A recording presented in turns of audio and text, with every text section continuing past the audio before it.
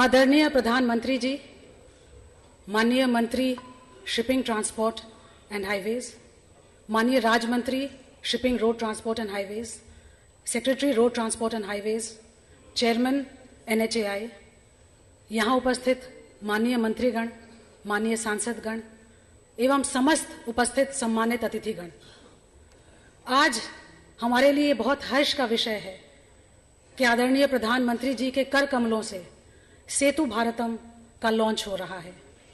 Setu Bharatam is all about building bridges, connecting people and ensuring safe and seamless travel in India. अब मैं माननीय मंत्री जी से अनुरोध करूंगी कि वह अपने स्वागत उद्बोधन से हमें अनुग्रहित करें।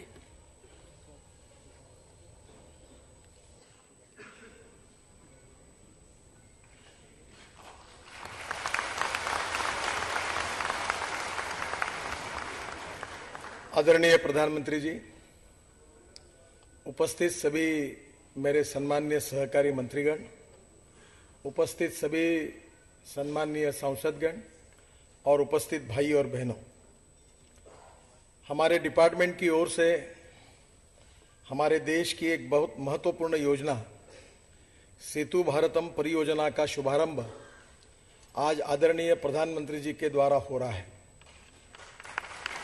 मुझे इस बात का गौरव है कि प्रधानमंत्री जी ने एक सुखी, समृद्ध, संपन्न, शक्तिशाली और विकसनशील भारत का सपना देखा है और उस सपने को पूरा करने के लिए हमारे देश में अच्छा इंफ्रास्ट्रक्चर मिले और हमारे लोगों का जीवन सुसह्य हो, ये हमारे डिपार्टमेंट की जिम्मेदारी है। आदरणीय प्रधानमंत्री जी, मुझे कभी कभी इस बात का बहुत दुख होता है कि हमारे देश में 52 लाख किलोमीटर मार्ग है, रोड है, उसमें से केवल 96,000 किलोमीटर राष्ट्रीय महामार्ग था। देश का टोटल 40% ट्रैफिक इस 2% रोड पर था और इसके कारण सबसे बड़ी मुश्किल यह है कि हमारे देश में 5 लाख एक्सीडेंट होते हैं, 3 लाख लोगों के हाथ पैर टूट जाते हैं और करीब 1.5 लाख लोगों की मृत्यु हो जाती है। दुनिया में अपघातों में इस प्रकार के मृत्यु की संख्या बहुत ज्यादा है और हमने ये तय किया कि हमारी सबसे बड़ी प्राथमिकता ये होगी कि हम हमारे लोगों की जान कैसे बचाएं। इसमें से जो रेलवे ओवरब्रिज जैसे रेलवे क्रॉसिंग्स हैं, इसमें भी अनेक बार रेलवे के भी एक्सीडेंट्स होते हैं और इसलिए जो अनेक उपाय हमने किए हैं, उसमें से राष्ट्रीय महामार्ग पर 726 ब्लैक स्पॉट्स है, जिसको एक्सीडेंटल स्पॉट्स कहते हैं, उसको हमने आइडेंटिफाई किया है और उसको सुधारने के लिए 11,000 करोड़ रुपए की प्रोविजन की है। उसी में स्वाभाविक रूप से एक बात ध्यान में आई कि रेलवे के जो एक्सीडेंट्स अनेक बार होते हैं, उसका कारण रेलवे अंडरपास और रेलवे ओवरब्रिज न होने के कारण भी यह समस्या है।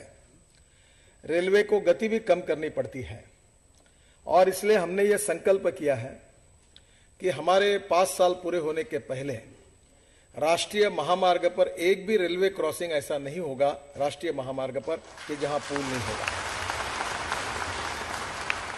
और इसलिए आप इस परियोजना का जो आज शुरुआत कर रहे हैं, उसमें हमारे देश में आज 208 रेलवे ओवरब्रिज को हमने आइडेंटिफाई किया है और 208 में से करीब 66 ब्रिजेस को फाइनेंशियल अप्रूवल मिला है, टेंडर प्रोसेस शुरू हुई है और मेरा विश्वास है कि 3 महीने के अंदर ये रेलवे ब्रिज और अंडरपास का काम निश्चित रूप से पूरा होगा।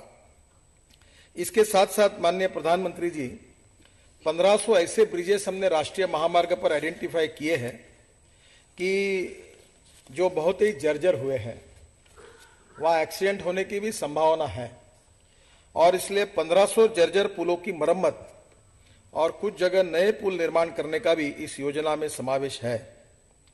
रेलवे आरओबी और अंडरपास के लिए 20,800 करोड़ रुपए का खर्च आने का अनुमान है और जो जर्जर पुले हैं उसको हम 2 लेन का 4 लेन भी करेंगे और स्वाभाविक रूप से उसको ठीक प्रकार से नए रूप में भी बनाना होगा, आवश्यकता होगी तो बनाएंगे। ये हमने अपना कार्यक्रम हाथ में लिया है। अभी तक हमारे डिपार्टमेंट में इस बात का पता ही नहीं कि हमारे देश में ब्रिजेस कितने हैं, और इसलिए हमने एक कंसल्टेंसी को अपॉइंट करके हमने देश के पूरे ब्रिजेस का डाटा तैयार किया है। और ये डाटा तैयार करके ब्रिज का भी जैसे व्यक्ति का बायोडाटा होता है वैसे ब्रिज का बायोडाटा होगा, ताकि कब तक उसका लाइफ है, क्या है, सब उसका डिटेल होगा। और उसके मरम्मत के लिए भी हम स्पेशली जो सुशिक्षित बेरोजगार अभियंता है, जो सिविल इंजीनियर है, इनको काम देकर मेंटेन करने की भी कोशिश करने की योजना तैयार कर रहे हैं। मुझे बहुत खुशी है कि ये ब्रिजेस की जो निर्माण कार्य हम लोग कर रहे हैं, इसमें निश्चित रूप से देश में बहुत बड़ा फायदा होगा। प्रधानमंत्री जी, इस योजना के तहत पश्चिम बंगाल में 22 आरओबी और आरयूबी बन रहे हैं और गंगा पे एक 4 लेन का ब्रिज भी बना रहे हैं, तो 5,500 करोड़ सबसे ज्यादा बंगाल को इसका लाभ प्राप्त हो रहा है।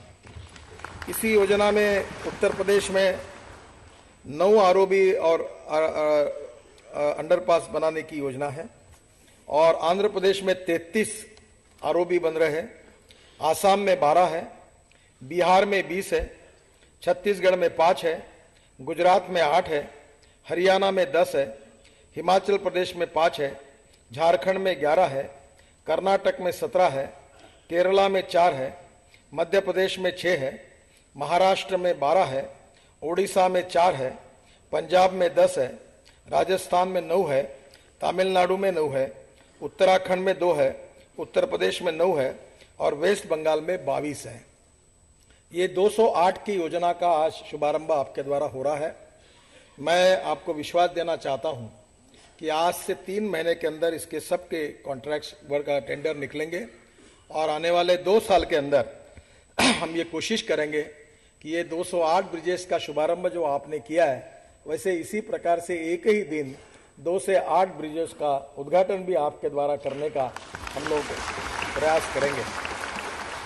मुझे बताते हुए खुशी हो रही कि आपने हमको जो दिल्ली के लिए आपने बाईपास बनाने का हमने कार्य शुरू किया, जिसका शुभारंभ आपने किया, ईस्टर्ली और वेस्टर्ली बाईपास का, उसका पीरियड हमने 2.5 साल दिया था और आपने मुझे बुलाकर ये आदेश दिया कि ये जल्दी क्यों नहीं हो सकता, क्योंकि दिल्ली की समस्या, दिल्ली की जनता प्रदूषण से भी और ट्रैफिक जाम से बहुत ही त्रस्त है और ये बाईपास बनने से निश्चित रूप से 50% दिल्ली का ट्रैफिक जाम कम होगा। आपके आदेश के आधार पर हमने सभी कॉन्ट्रैक्टर्स को बुलाया है और हमारे अधिकारी और कॉन्ट्रैक्टर्स कार्य को लगे हैं। लैंड एक्विजिशन का काम सुचारू रूप से हुआ है, न हमने सब प्रकार की समस्याओं को सुलझाकर काम की शुरुआत हुई है। ये मुझे अभी आज तो मैं नहीं बता पाऊंगा कि हम यशस्वी होंगे या नहीं होंगे, पर आपने जो आदेश दिया है उसमें निश्चित रूप से 400 दिनों में हम लोग ये कार्य पूरा करने की पूरी कोशिश करेंगे। हमने दिल्ली के लिए जो ट्रैफिक जाम के और प्रदूषण के जो पॉइंट्स हैं वो भी निकाले हैं और जल्दी ही दिल्ली में इस प्रकार के ट्रैफिक जाम की जो समस्या है उसके लिए कुछ विशेष रूप से जो स्पॉट्स आइडेंटिफाई किए हैं उसका भी सुधारने का काम आने वाले 2 महीने में हम शुरू कर रहे हैं। हमारा कैपिटल ट्रैफिक जाम से और प्रदूषण से मुक्त हो, ये जो आपकी इच्छा है इसको भी हम निश्चित रूप से पूरा करेंगे। फिर से एक बार आप इस कार्यक्रम में आए, आपने इस परियोजना का शुभारंभ किया है, मैं अपने विभाग की ओर से आपको बहुत बहुत धन्यवाद देता हूं, आपका अभिनंदन करता हूं और देश के इंफ्रास्ट्रक्चर में आपके मन में जो भी आपकी विजन है उन पूरे कार्यों को हमारा डिपार्टमेंट पूरी ताकत और शक्ति के साथ पूरा करेगा, ये विश्वास व्यक्त करते हुए अपने भाषण को समाप्त करता हूं। धन्यवाद।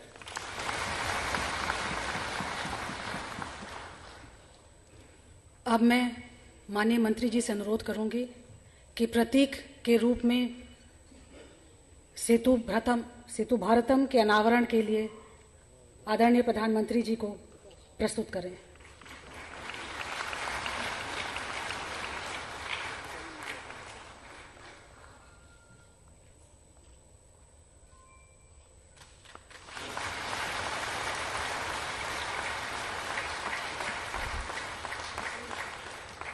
माननीय मंत्री जी से अनुरोध है कि सेतु भारतम के लॉन्च के लिए रिमोट का प्रस्तुतिकरण आदरणीय प्रधानमंत्री जी को करने का कष्ट करें।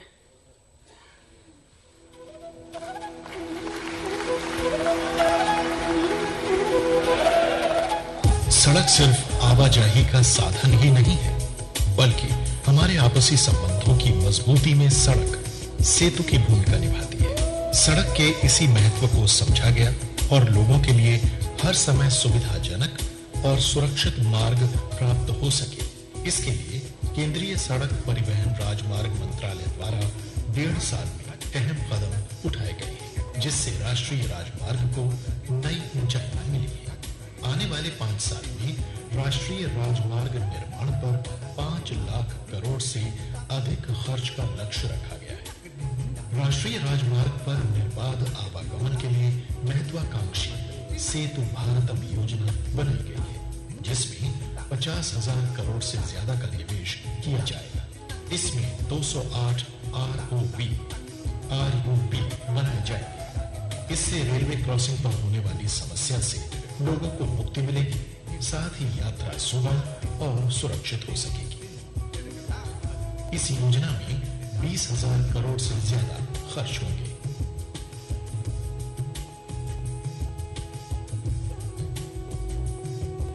आंध्र प्रदेश तेलंगाना में 33, असम में 12, बिहार में 20, छत्तीसगढ़ में 5, गुजरात में 8, हरियाणा में 10, हिमाचल प्रदेश में 5, झारखंड में 11, कर्नाटक में 17, केरला में 4, मध्य प्रदेश में 6, महाराष्ट्र में 12, उड़ीसा में 4, पंजाब में 10, राजस्थान में 9, तमिलनाडु में 9, उत्तराखंड में 2, उत्तर प्रदेश में 9 और पश्चिम बंगाल में 22। 1500 पुराने पुलों की मरम्मत और निर्माण भी इसी उद्देश्य से इस परियोजना का भाग है, जिस पर 30,000 करोड़ रुपए खर्च किए जाएंगे। मंत्रालय ने राष्ट्रीय राजमार्ग के सभी पुलों के रखरखाव व गुणवत्तापूर्ण उपयोग के लिए आधुनिक इंडिया ब्रिज मैनेजमेंट सिस्टम का भी निर्माण किया है, जिसके तहत राष्ट्रीय राजमार्ग पर बड़े पुलों का सबसे बड़ा डेटाबेस बनाने का कार्य शुरू किया गया है। माननीय प्रधानमंत्री श्री नरेंद्र मोदी जी की विकासशील कार्य योजना के तहत देश में सड़कों का ऐसा जाल बना जा रहा है, जिससे बड़े व्यावसायिक महत्व वाले क्षेत्रों के साथ साथ हर जिला, प्रमुख धार्मिक और पर्यटन क्षेत्र सड़क नेटवर्क से अछूता न रहे। देश में सड़क निर्माण के लिए चल रहे अभूतपूर्व काम में भारतमाला, 4 धाम, नए एक्सप्रेसवे के साथ साथ स्वतंत्र भारत के इतिहास में सेतु भारतम सबसे महत्वाकांक्षी परियोजना है।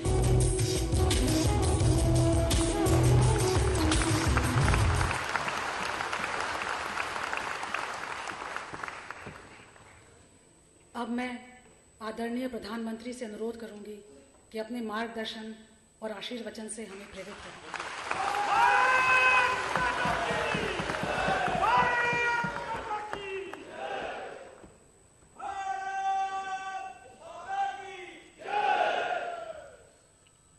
मंत्रिपरिषद के मेरे साथी श्रीमान नितिन गडकरी जी,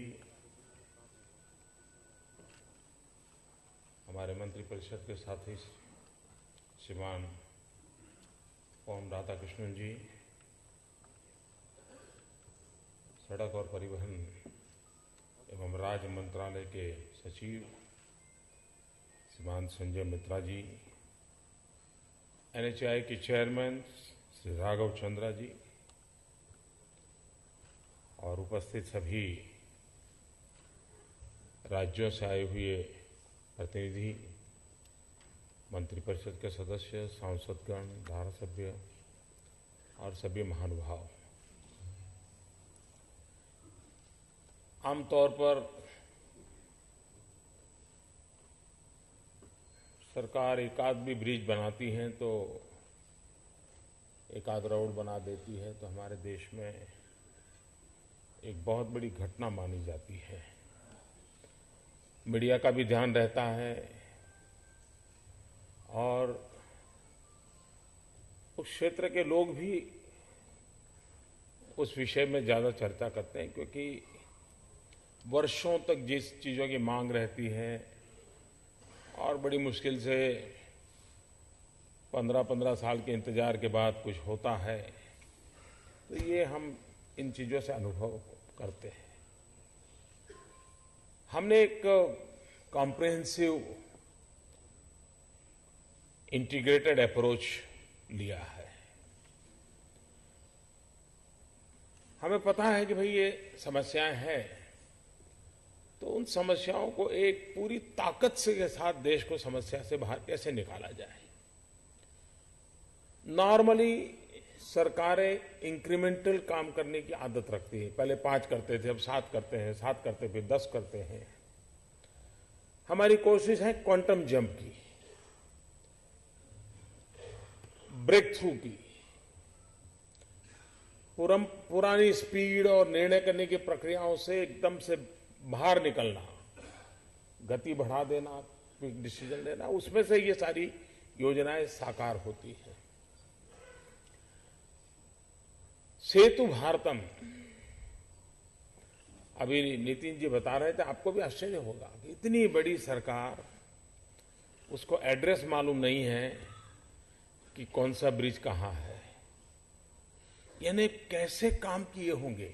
और मैं इसमें कोई इलेक्टेड बॉडी का दोष नहीं देता हूं कि फलाने प्रधानमंत्री थे या ढिकने राज्य मंत्री थे, मैं ये नहीं कह रहा हूं। व्यवस्था का दोष है ये। हमने इन चीजों को प्राथमिकता नहीं दी और इसलिए सबसे पहला काम किया कि भाई एक बार देखो तो सही इस देश में क्या है, कहां है, क्या स्थिति है। अब उसका ग्रेडेशन का काम चल रहा है कि उम्र के हिसाब से ब्रिज किस कैटेगरी में आते हैं, लंबाई चौड़ाई के हिसाब से किस कैटेगरी में आते हैं, मटेरियल के संदर्भ में किस प्रकार की डिजाइन है, कितनी पुराने जमाने की डिजाइन है, नई डिजाइन, सारा उसका ग्रेडेशन चल रहा है। और दूसरा उसका एड्रेस पक्का हो रहा है लॉन्गिट्यूड लैटिट्यूड के माध्यम से, स्पेस टेक्नोलॉजी का उपयोग करके कहां यहां ये ब्रिज है। हो सकता है कुछ जगह पे कागज पे ब्रिज होगा, वहां नहीं होगा, वो भी हाथ में आएगा।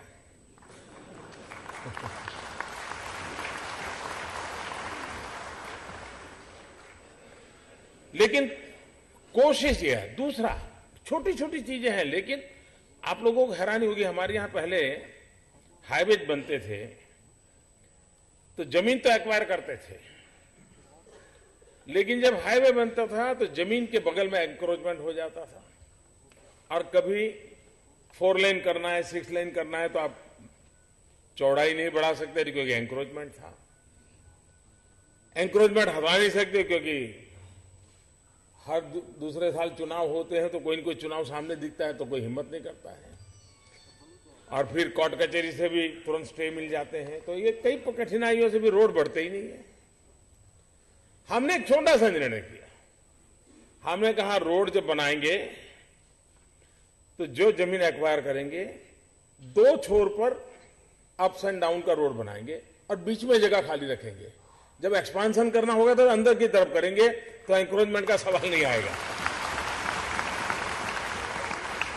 अब चीजें छोटी होती हैं लेकिन ये लंबे अरसे तक सहाय करने वाली है। उसी प्रकार से हमारे यहां जिस प्रकार से देश का विकास हो रहा है तो बहुत सी चीजें आवश्यक हैं। क्यों न अभी से हम उसके साथ सामान्य मानवीय की जो फैसिलिटीज की आवश्यकता है 20 किलोमीटर 30 किलोमीटर पर क्यों नहीं व्यवस्था करें। रेस्ट रूम वगैरह सब क्यों साथ में उसकी डिजाइन में क्यों ना हो, उस पर बल दे रहे हैं।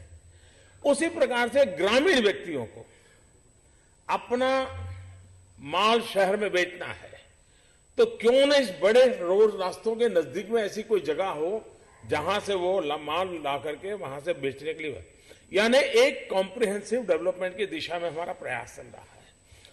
और उसी के तहत इस काम को करें। एक साथ 1500 ब्रिज, करीब 51,000 करोड़ रुपयों की लागत। कभी तो रेल और रोड, उनके बीच में इतने कागज चलते थे, कभी कभी लगता है कि शायद इन सारे पत्र व्यवहार को इकट्ठा करे तो एकाध यहां मॉन्यूमेंट ब्रिज बना सकते हैं। हमने कहा ऐसा नहीं भाई, बैठो, बैठ करके बताइए क्या समस्या है। अब क्या किया है, फॉर्मूला बना दी है कि रेलवे के ऊपर ब्रिज बना है तो ऐसा बनेगा, रोड और रेल को क्रॉसिंग होता है तो ऐसा ब्रिज बनेगा, इसकी ये डिजाइन होगी, और ये डिजाइन आती है तो तुरंत उसको सैंक्शन कर दो। तेज गति से चीजें सैंक्शन हो रही है, आगे बढ़ रही है। उसी का परिणाम है कि आज 1500 ब्रिज, जिसमें रिपेयरिंग का भी है, नए निर्माण का काम भी है, और समय सीमा में करने की दिशा में काम सोचा गया है। लैंड की जरूरत होगी तो उसके लिए राज्य सरकारों से बात करके आगे बढ़ना है। कोशिश ये है कि हम बदलाव करें, और ये बात हम मान के चलें, जैसे शरीर में नसों का रोल है, धमनियों का रोल है, वेन्स का रोल है, और उसकी जो गतिविधि और काम है उसी वो शरीर को शक्ति भी देते हैं, शरीर को गति भी देते हैं। जो ये नसें, वेन्स शरीर में रोल करती हैं, वैसे ही ये इंफ्रास्ट्रक्चर इस राष्ट्र के शरीर में काम करता है। अगर रोड इंफ्रास्ट्रक्चर आपका होगा, रेल इंफ्रास्ट्रक्चर होगा, आप गति बढ़ाएंगे। युग बदलते इंफ्रास्ट्रक्चर की परिभाषाएं बदलती हैं। पहले एक मुझे याद है, जब हम छोटे थे तो ये अकाल जब होता था तो अकाल में मिट्टी का काम निकलता था, तो गांव के लोग चिट्ठियां लिखते थे कि भाई हमारे गांव में मिट्टी का काम करवा दीजिए ताकि हमको जाने आने की सुविधा हो जाए। तो अकाल के काम में मिट्टी डलवाते, मिट्टी डल गई तो वो कहते वहां बहुत बड़ा काम किया, हमारे एमएलए एमपी बड़े सक्रिय है, बड़ा संतोष हो जाता था। फिर थोड़ा समय आया, बोलते साहब थोड़ा तार रोड बना दीजिए। आज गांव का आदमी भी कहता है साहब पेवर रोड चाहिए, पेवर रोड चाहिए उसको। ये जो बदलाव आया है, हमने भी उसको मिट करने की दिशा में काम करना पड़ेगा, और उस दिशा में हम प्रयास कर रहे हैं। ग्रामीण सड़कों पर हमारा बल है। आपने देखा होगा इस बार प्रधानमंत्री ग्राम सड़क योजना में बहुत बड़ी मात्रा में बजट डाला गया है। ये इंफ्रास्ट्रक्चर है जो मैंने कहा, जैसे शरीर में नसों का काम है, उसी प्रकार से गति देने वाला काम है। एक जमाना था, मैंने कहा कि मिट्टी डाल दिए तो संतोष होता था। आज हाईवेज भी चाहिए, आईवेज भी चाहिए। हाईवेज, इंफॉर्मेशन वेज, हाईवेज, ये साथ साथ करना होगा। इसलिए सरकार की कोशिश है डिजिटल ऑप्टिकल फाइबर नेटवर्क खड़ा करना। उसी प्रकार से एग्रीकल्चर सेक्टर के इंफ्रास्ट्रक्चर का भी महत्व है। जितना हम इरिगेशन इंफ्रास्ट्रक्चर खड़ा करते हैं, उतनी पूरे एग्रीकल्चर सेक्टर को ताकत मिलती है। हम उस पर बल दे रहे हैं। रेलवे, पहले क्या था, रेलवे यानी पार्लियामेंट में बेंच, बस तालियां बज जाए तो ये इस एमपी को खुश करने के लिए उसके रास्ते से निकलने वाली ट्रेन घोषित कर दो तो उस रास्ते पर पड़ने वाले सारे 10-12 एमपी खुश हो जाएंगे। यही करना, फिर करना वरना कुछ नहीं। आप देखना, पुरानी कई घोषणाएं पड़ी है जिसको आज तक चालू नहीं किया गया। हमने कहा भाई ये तालियां बजाने के से देश नहीं चलेगा, रेलवे में आमूलचूल परिवर्तन लाना चाहिए। रेल की पटरियां डालो, गेज बदलो, आप उसको डीजल से इलेक्ट्रिफिकेशन की तरफ ले जाओ, एनवायरमेंट की दृष्टि से काम करो, गति की दृष्टि से काम करो। एक पूरा फोकस बदल दिया है रेलवे का। अभी तक हमारे देश में अकेले रेलवे में जो रिफॉर्म हो रहे हैं उस पर किसी का ध्यान नहीं गया है। वो जो बिग बैंक की बातें करते हैं, बड़े बड़े रिफॉर्म की चर्चा करते हैं, सिर्फ रेलवे देख लें कि कैसे बदलाव किया है तो उनको अंदाज आ जाएगा कि कहां से कहां रेलवे जा सकती है। चाहे ऑप्टिकल फाइबर नेटवर्क हो, चाहे रेलवे नेटवर्क हो, चाहे रोड नेटवर्क हो, चाहे ब्रिजेज का निर्माण हो, हर एक पूरे देश में, और क्वालिटेटिव चेंज, सिर्फ किलोमीटर नहीं बढ़ाने हैं, हमने क्वालिटेटिव चेंज लाना है और एक लंबे अरसे की आवश्यकताओं की पूर्ति को ध्यान में रख करके लाना है। मुझे विश्वास है कि राष्ट्र को सशक्त बनाने में, राष्ट्र को समृद्ध बनाने में, राष्ट्र को गतिशील बनाने में इंफ्रास्ट्रक्चर अहम भूमिका अदा करता है। जैसे शरीर की मजबूती का कारण शरीर की नसों का रोल है, वेन्स का रोल है, वैसे ही राष्ट्र की मजबूती का आधार इस इंफ्रास्ट्रक्चर पर है, रोड नेटवर्क पर है, रेल नेटवर्क पर है, ऑप्टिकल फाइबर नेटवर्क पर है, वाटर कनेक्टिविटी पर है, ग्रिड कनेक्टिविटी पर है, इलेक्ट्रिसिटी जनरेशन पर है, इलेक्ट्रिसिटी सप्लाई पर है। ये चीजों पर हम जितना बल देंगे उतना ही आने वाले दिनों में परिवर्तन आने वाला है, और इसलिए ये सरकार उस दिशा में काम कर रही है। मैं नितिन जी को बधाई देता हूं कि सेतु भारतम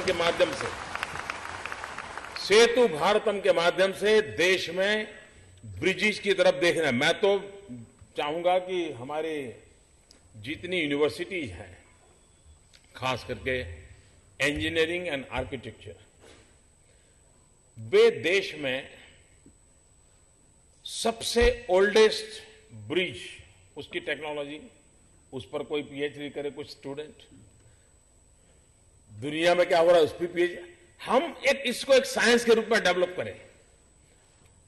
उसी प्रकार से हमारे इंजीनियरिंग और आर्किटेक्चर के स्टूडेंट्स, उनको इंटर्नशिप के लिए हम ब्रिजेज पर अवसर दें। बहुत बड़ी मात्रा में रोजगार की भी संभावना होगी और हमारे यहां क्वालिटी मैन पावर तैयार होगा। तो एक प्रकार से ह्यूमन रिसोर्स डेवलपमेंट भी हो, दूसरी प्रकार से इंफ्रास्ट्रक्चर भी डेवलप हो, हमारी इंस्टीट्यूशंस की कैपेबिलिटी बढ़े। उन सारी बातों को एक साथ देकर के हमें आगे बढ़ना है। मैं फिर एक बार बहुत बहुत बधाई देता हूं। बहुत बहुत धन्यवाद।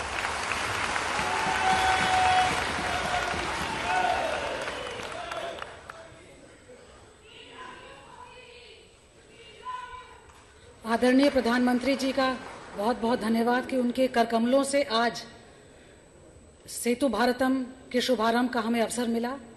अब मैं माननीय राज्य मंत्री जी से अनुरोध करूंगी कि वो वोट ऑफ थैंक्स प्रस्तुत करें।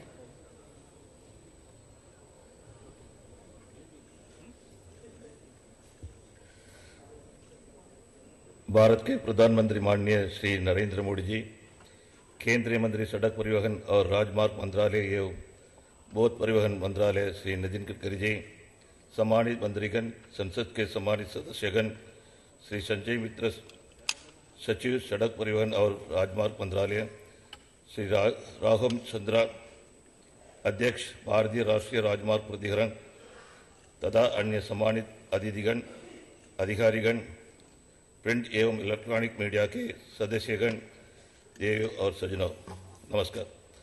भारतीय प्रधानमंत्री के सक्रिय नेतृत्व और योग्य मार्गदर्शन में सड़क परिवहन और राजमार्ग मंत्रालय द्वारा आरओबी और ब्रिजों के कार्य की 50,800 करोड़ रुपए की सेतु भारतम योजना तैयार किया है, जिसका शिलान्यास आज माननीय प्रधानमंत्री जी के कर कमलों द्वारा किया गया है। इस अवसर पर माननीय प्रधानमंत्री जी को हार्दिक धन्यवाद देने और उनका अत्यंत आभार प्रकट करने की मुझे सौभाग्य प्राप्त हुआ है, जिन्होंने इस ड्रीम प्रोजेक्ट सेतु भारतम का शिलान्यास करने के लिए अपना अमूल्य समय दिया। मैं अपने वरिष्ठ सहयोगी श्री नितिन गडकरी जी का विशेष रूप से धन्यवाद करता हूं, जिन्होंने जल एवं सड़क मार्ग के माध्यम से देश को एक सूत्र में पिरोने का प्रयास किया है, जो वास्तव में बहुत सराहनीय कार्य है। इसके नवीनतम इशारों के कारण सड़क परिवहन और राजमार्ग मंत्रालय एवं बोध परिवहन मंत्रालय अधिक जीवंत और परिणामी हो रहे हैं। मंत्रिमंडल के अन्य सहयोगीगण, संसद के सम्मानित सदस्यगण, सचिव सड़क परिवहन और राजमार्ग मंत्रालय तथा अध्यक्ष भारतीय राष्ट्रीय राजमार्ग प्राधिकरण एवं इस परियोजना से जुड़े अन्य सभी अधिकारियों को हार्दिक धन्यवाद करता हूँ। धन्यवाद, नमस्कार।